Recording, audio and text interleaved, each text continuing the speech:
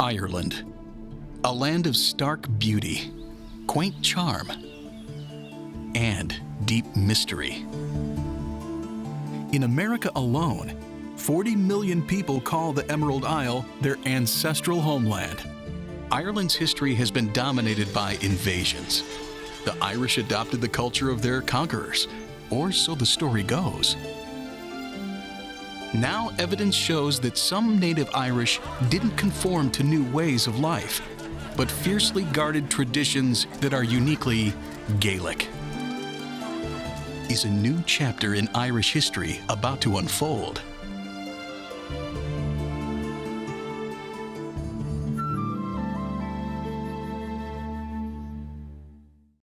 Traditionally, the Irish have regarded themselves as a nomadic people, believing that villages and market towns were built by invaders, the Vikings and Anglo-Normans or English. But is that accurate? In ancient Irish manuscripts, a single reference is made to a market town built by the Gaelic or native Irish. Was it a real town or just a myth? If true, it could change the way the Irish and everyone of Irish ancestry view the nation's proud past. St. Louis University archaeologist Dr. Tom Finan is determined to unearth the real story. He has spent decades poring over ancient documents and cutting-edge research, looking for clues to where a fabled 13th century Gaelic market town might have been. The years of study have led him to a remote site in Western Ireland. It's a pristine farmer's field that hasn't been inhabited for centuries. After 5 years of extensive, in-depth geophysical research on the site, Dr. Finan, Dr. Alan Hayden, and Dr. Jim Scriver, and a team of student archaeologists are ready to test his theory by pulling back the sod and unveiling the mysteries beneath. Will it rewrite history or prove to be Irish folklore? Every excavation has the promise of finding something dramatic. The team knows a true market town would have to meet very specific requirements. There will be signs of everyday life. There will be evidence of commerce. There will be nearby religious or ancient sites.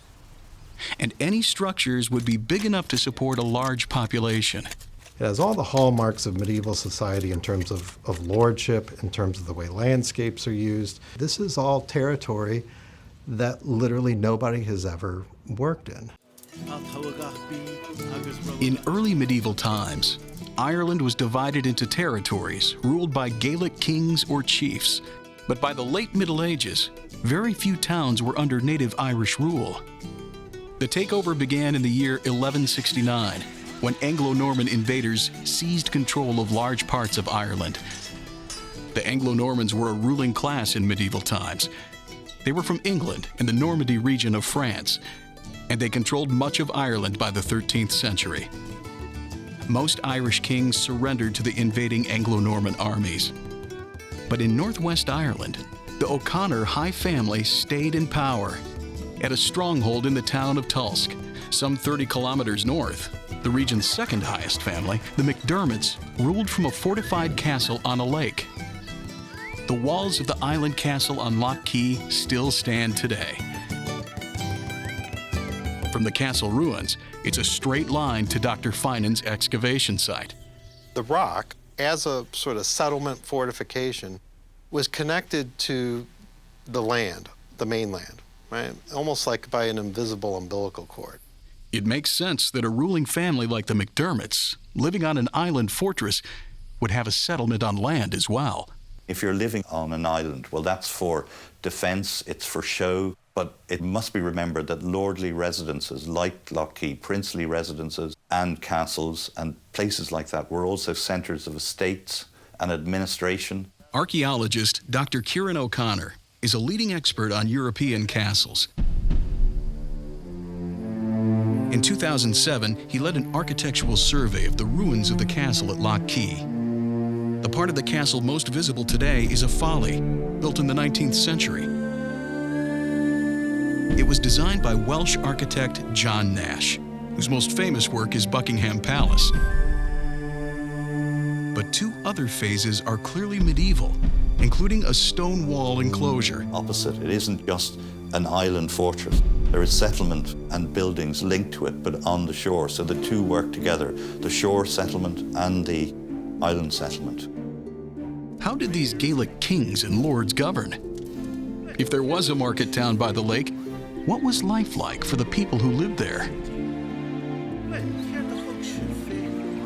We've had these presumptions about Gaelic society, that it's a bit backwards relative to English society, that it's a bit backwards relative to medieval society. Piecing together the mystery requires some detective work. Clues can be found in the ancient writings. The Annals of Connacht were written by monks from an abbey near Lough Key. A parchment text makes reference to a market town at Port na Carrick, Gaelic for Port of the Rock. And we have a reference to the McDermott's building, Port na Carrick, which is, they call it a market town. The term market is never used in an Irish context. So there's all kinds of connotations that might be connected to this particular site related to its role as an economic center. It's outside the area where the Anglo-Normans had the control really from the, say, the 13th to 15th century. These areas have seen less work, and there's been less work particularly on the medieval period. If it is a market town, it's a major medieval, basically Irish version of a small town. So that makes it interesting. Dr. Finan's geophysical research reveals that structures may be buried in this field next to the lake. If the McDermot Lords lived nearby in the castle, could this be the site of the lost medieval market town? In the weeks before the first ever excavation, Dr. Finan and his colleague, Donald Haggerty, pore over the research. You would have all the signs in the landscape of high status Gaelic lordship. Here at Lough Key, that's exactly what we have. You've got the rock up there, you've got what we're calling the moated site in the field over here. So you sort of have church, you have secular, farming, agriculture, and then you have sort of lordly stuff over here. A key finding in Dr. Finan's geophysical research is a collection of ring forts. Ring forts are enclosures built of earth or stone. They were used by the Irish for centuries as livestock enclosures or for defense. The area Dr. Finan is most interested in appears to be surrounded by a moat. Several ring forts are nearby. I can see one there, and I see another one over there. Yep. There's about 6 or 7 of them. Moated sites, as built by the Irish, consisted of a deep trench surrounded by stakes or planks, which provided extra protection. In Ireland, it's common to have an earthen ring fort surrounded by a wooden moat. We know that there's a good number of moated sites that are associated with O'Connor's and McDermott's. Moated sites, when they're built in an English context, tend to represent lower level, lower status lords. In an Irish perspective, though, moated sites are built by the highest levels of society. The presence of a moat confirms that the site was inhabited by a high-level ruling family, and the location on Lough Key is ideal for trade. The lake connects to the Shannon River, a waterway as important to Ireland as the Mississippi River is to the United States. The river connects to the ocean and to the world at large. Perhaps it's no coincidence that Lough Key and the possible market town are connected to the Anglo-Norman city of Rindoon. In the Middle Ages, Rindoon was a busy trading post. I wonder if, in a way, if goods and agricultural produce wasn't traded and then brought down the river in relatively small boats like wherries and cots, down river, through the Shannon Lakes, down to Rindoon, about sort of 35 miles away, and then sold on, to bigger merchants who were possibly even exporting some of the produce abroad, and then, of course, bringing in things like wine and trade goods from outside Ireland. Interesting that the first reference to the market town actually comes at a time just after the foundation of Rindoon. These are the waterways by which the Vikings even would have accessed the centre of Ireland. But access to the ocean brings with it the possibility of invasion. In 1235, an Anglo-Norman army invaded the area around Lough Key. The Gaelic Irish were skilled warriors who knew how to use the landscape to their advantage. They hid in thick forests and bogs, impassable to the invading cavalry's large horses and heavy armor. The McDermots and O'Connors managed to hold the king's army at bay for a while. But soon the army reached Lough Key. The two families escaped to the rock, 150 yards offshore, beyond the range of siege weapons and catapults. So the English decide to go to a neighboring ecclesiastical village. They tear down the village and they build what were called fireboats. So they take these boats and they lit them on fire, apparently, and they pushed them out to the rock. And this sufficiently scared the people on the rock. They surrendered. Then there's a reference to the English staying on the coast of the lake for 3 weeks, 4 weeks. It sounds like they were having a good old time. Will Dr. Finan and his team find evidence left behind by these invaders? If artifacts from warfare are found, it would reinforce what's in the ancient literature. But Dr. Finan's main focus remains on the scant reference to an Irish commercial town. However, very little is known about the daily life of the native Irish. What sorts of artifacts would show how people lived in a town ruled by Irish kings and lords? Another archaeologist may have some answers.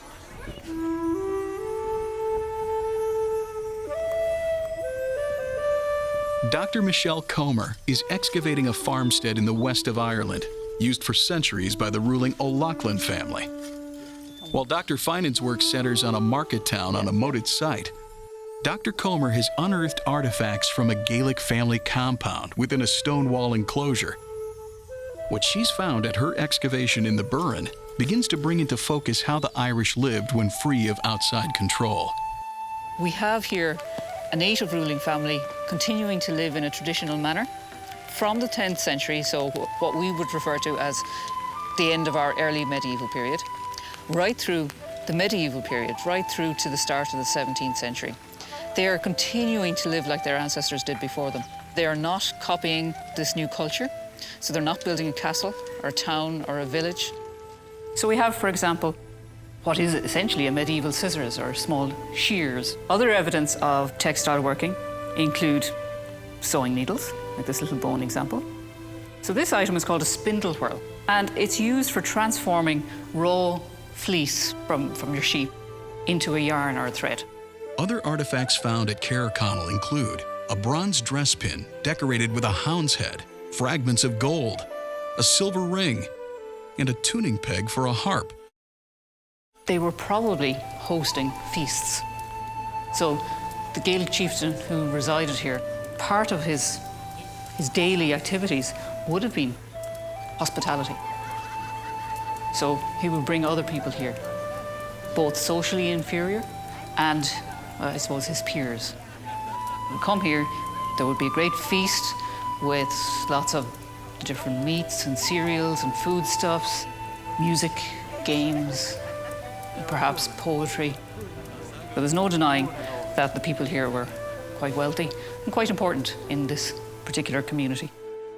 Even in this remote location, the O'Loughlin family traded extensively. Dr. Comer's excavation has uncovered beads made from amber and exotic glass.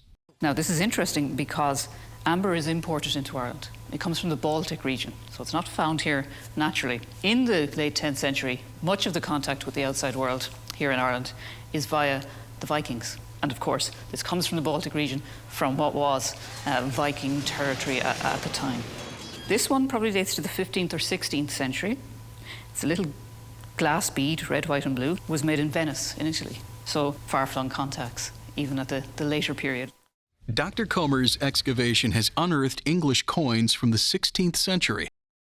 These forms of currency prove that the native Irish traded far and wide. Yet this is a culture that remains connected to an ancient past. Ireland's history extends back many centuries, and connections to prehistoric times are deeply rooted. Gaelic kings and lords staked claim to the lands of their ancestors. Near Dr. Comer's excavation in the Burren is Pulnabrone Dolmen, a Neolithic portal tomb dating back to 3500 BCE. But in the early medieval and medieval period, the ancestors had a more political role to play. They could justify your territorial claim, for example, and that happened here. So when this settlement was built in the late 10th century, it was built on top of an earlier late 6th, early 7th century AD burial containing human remains. So they were deliberately incorporated into this high status, if you like, semi-royal settlement. So if you can link yourself to that, you can say, well, my ancestors have been here for thousands of years. Of course it's my land. Whose else would it be? The O'Connors and McDermotts also lived near lands settled by ancient ancestors. The Carrowkeel tombs are within view of Dr. Finan's excavation site. These Neolithic monuments were built in 4000 BCE. If the McDermotts are building a moated site on top of a ring fort that is also built near a Neolithic settlement, that's a pretty important conclusion.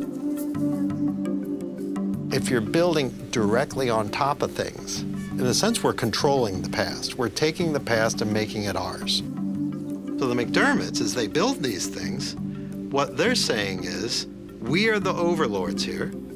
We are connected to the past. We are connected to the landscape. And it creates this web, in a sense, that in Gaelic Ireland, it's sort of the way that lordship is often exerted.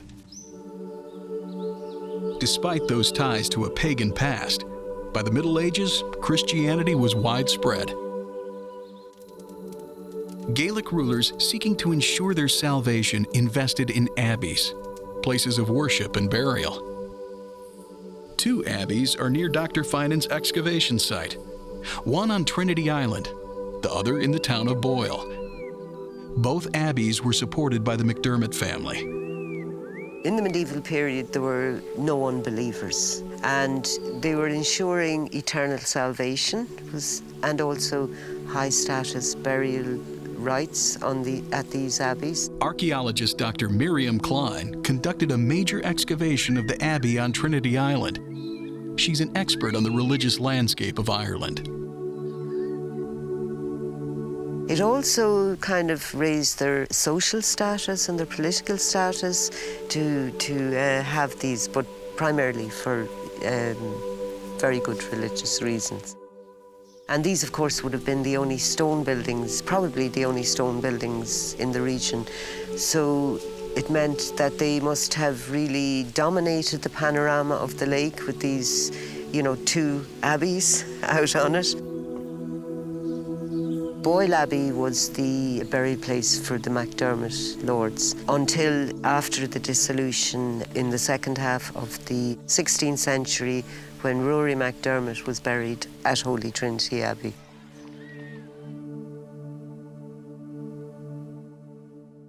All of the preliminary evidence points to the presence of a truly Gaelic town on the shores of Lough Key. There's a good chance that, like at Dr. Comer's site, the excavation will unearth artifacts from everyday life and evidence of trade. The O'Connors and McDermotts are buried in nearby Christian abbeys, within view of ancient pagan monuments. And geophysics shows some large structures that indicate this was a busy market town. But proof only comes when the spade hits the ground. Student archaeologists from across the U.S. and Canada join Dr. Finan and his colleagues as excavation begins. The team will spend weeks uncovering the secrets of the site. Stakes are high. What they find has the potential to rewrite some parts of Irish history. There's a very good chance that what we're actually looking at is like a nexus of several ring forts, plus other enclosures that we know are in the fields and in banks and other things that make up what might be and what you consider an Irish town. The first decision is exactly where on the large field to dig. High-tech drone photography by Dr. Paul Nasons helps point the way.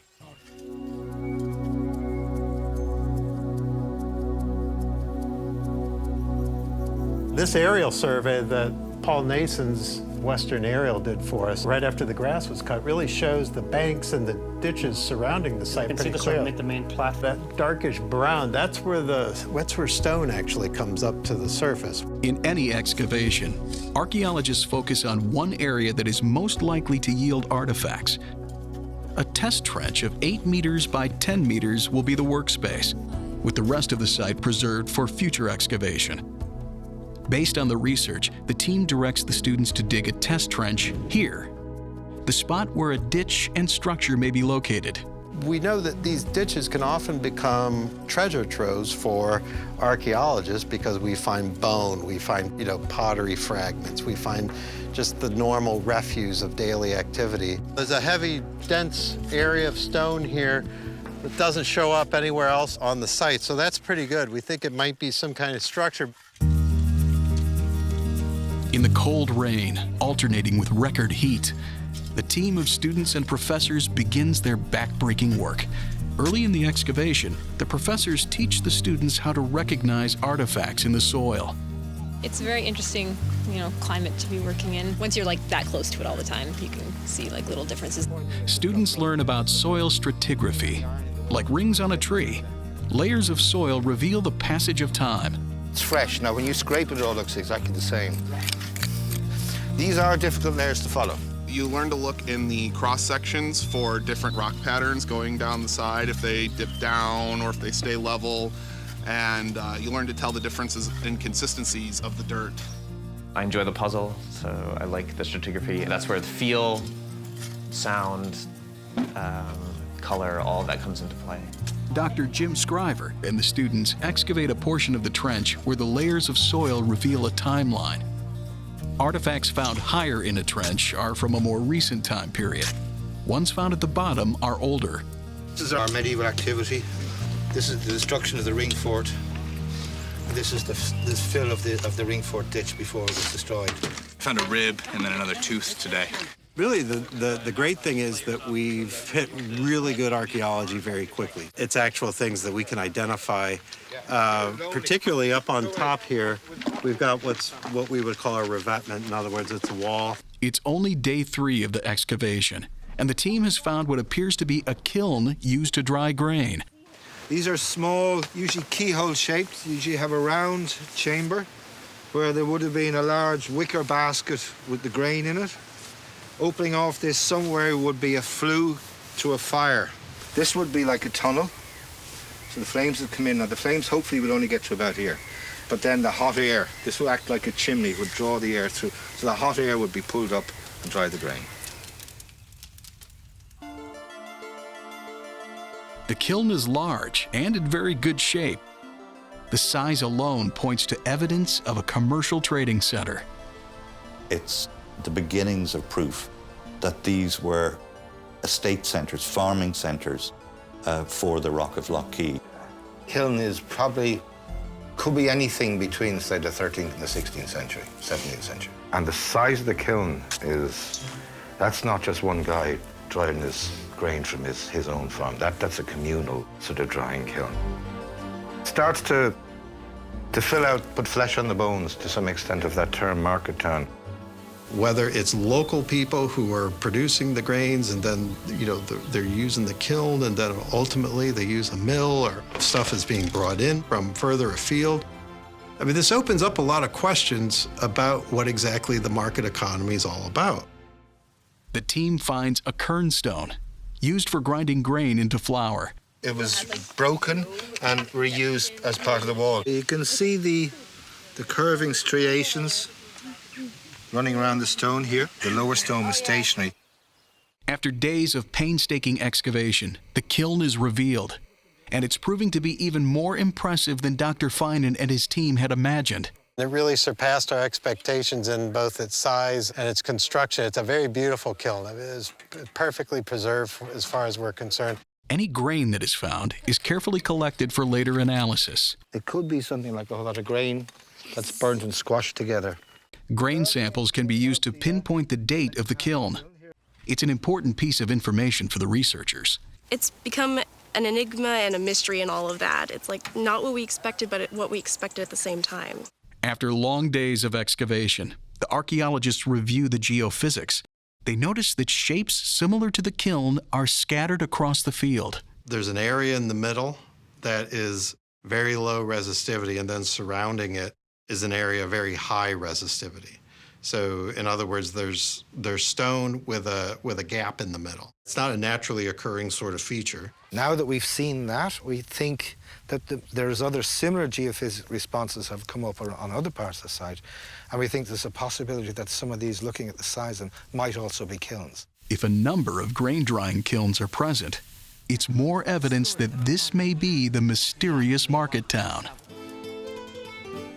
The tedious work of excavating continues. As enthusiasm begins to wane, a discovery on day 13 gives the team just the boost they need. Coin. Yeah! It's a long cross penny, silver penny. That's nice, that's a medieval coin. The coin dates to the 1270s. Finding the coin places the site firmly in the 13th century. I mean, you do get the sort of a little initial adrenaline when you see the coin in the dirt. If you think about the excavation as a puzzle where we don't necessarily have all the pieces at once, it's like we're sort of finding the pieces as we dig. And so finding a coin like that is like finding a corner, because it really allows us to lock in the layers above it and then also the layers below it. So that gives us a point from which we can work backward. We know from day one that there's so much interchange and interaction going on. And then, in fact, we've got, late 13th century coin on the site. Opens up any number of different questions. While the coin is proof of commerce with the outside world, a small piece of bronze may be even more significant to understanding life in this Gaelic market town. It's an offcut. You can see it's very sharp edges. Offcut from a larger sheet. Showing us this metalwork done on the site. There is a trade network in place where they can get the raw materials. There is financial capital in place for them to acquire the materials. There is know-how in place to make bronze, as opposed to just trade for it. And if you put that together with these mysterious bumps that are appearing in some of the geophysical work that may be individual other kilns, then we may have something really, really interesting going on the site here. Some artifacts provide evidence of when the market town was in use. I found 6 medieval horseshoe nails. There was a difference in the soil, the color of the soil. When I dug it up, it was this orangish red color, and it really stood out. We know that the native Irish start shoeing horses relatively quickly after the English arrive in the late 12th century. The fact that we found 10 of this particular style, called a fiddle nail, is pretty interesting. It works us into that 1200 to 1275 range. The artifacts that Dr. Finan and the team have uncovered prove that there was a busy trading town at Lough Key, one that was in use for many centuries. What Dr. Finan and his colleagues are doing are opening up a whole new area that we didn't know anything about. The earliest artifact is an 8th century tool for leatherworking. A piece of china. And the latest is a piece of 19th century pottery. The artifacts he's found are really excellent. Very rare to find coins, medieval coins. The right things are coming up and the right contours of it are coming up too. The team's archaeology is writing a new story of Ireland, showing how a proud people lived, worked, and ruled when free of outside control. They conducted international trade in busy market towns. They processed grain and were skilled bronze makers. All the while, they kept Gaelic traditions alive. They were a spiritual people, embracing Christianity, yet continuing to live near prehistoric pagan burial sites. It's a society far more complex than anyone imagined. The whole lake is actually a beehive of activity in the 13th century.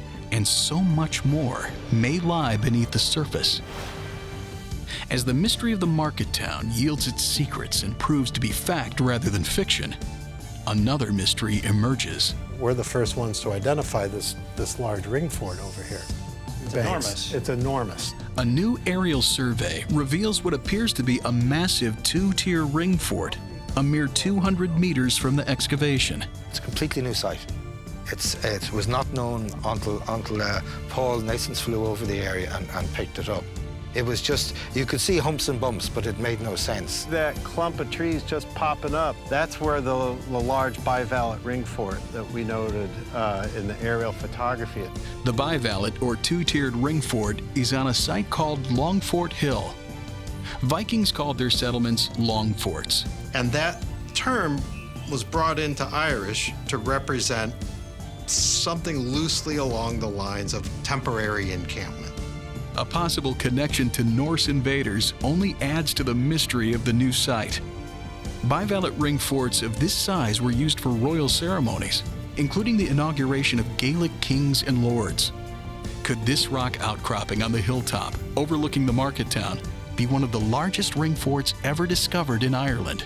If I was going to extrapolate, part of me wonders if this enclosure here is not really settlement as much as it is something to do with lordship. It has a great vantage point to the rock. It overlooks the moated site. You would almost expect there to be something like a ring fort at a point like that. Dr. Finan returned to Ireland to gather data on the large structure. He's hoping to uncover more secrets buried beneath this Irish soil. But for now, centuries of agriculture conceals the evidence, even with the latest scientific technology. Improvements in drone photography may provide some answers. Drone aerial photos are increasingly clear and precise. I would not be surprised if the elevation differences that appear to be the ditch and the ring are probably 1 or 2 centimeters difference. It's literally that accurate, the aerial survey. So it shows up in the image, but actually working the geophysics there, we weren't able to find much. While information gathered on the large structure is inconclusive for now, Dr. Finan's work in Lough Key is enabling scholars to look at Irish history in a whole new way. What they're doing now is coming up with a whole new vision of what Ireland may have been in those times, and who would have thought that that Ireland could have been an international trading center during the 13th century. I think we have clearly identified at least 4 more kilns on that site. And if they're being used concurrently, then that basically means they are producing and dealing with a ton of grain. We've got bronze working, which suggests that there's artisans there. We know that they're using the lake as an economic resource. As a market town, you actually have a lot of economic activity going on. So the puzzle pieces come together and they actually do fit.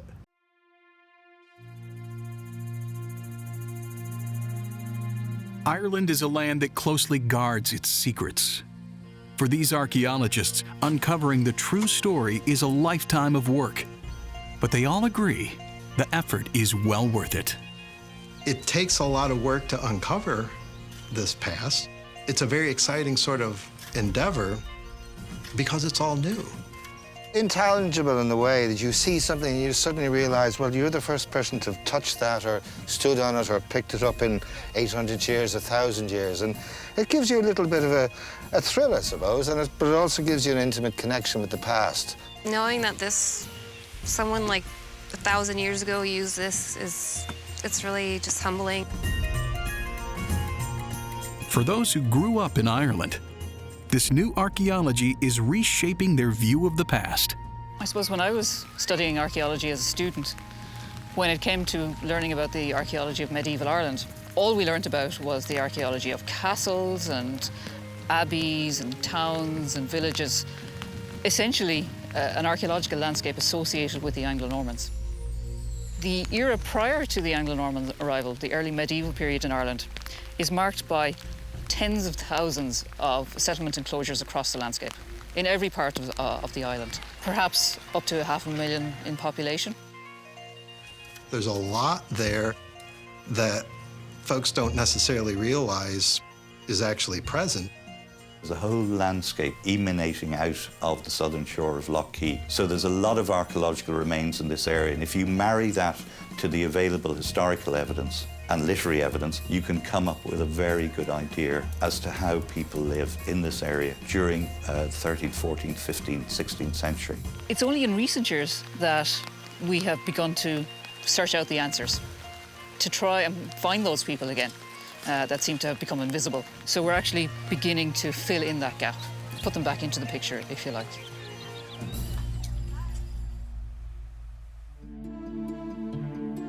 The Irish medieval market town is much more than folklore. A Gaelic Irish way of life is beginning to be understood and documented for the history books. Yet the story continues to evolve. While many questions have been answered, some mysteries remain unsolved for now. These archaeologists vow to continue the quest in the search for Ireland's lost history.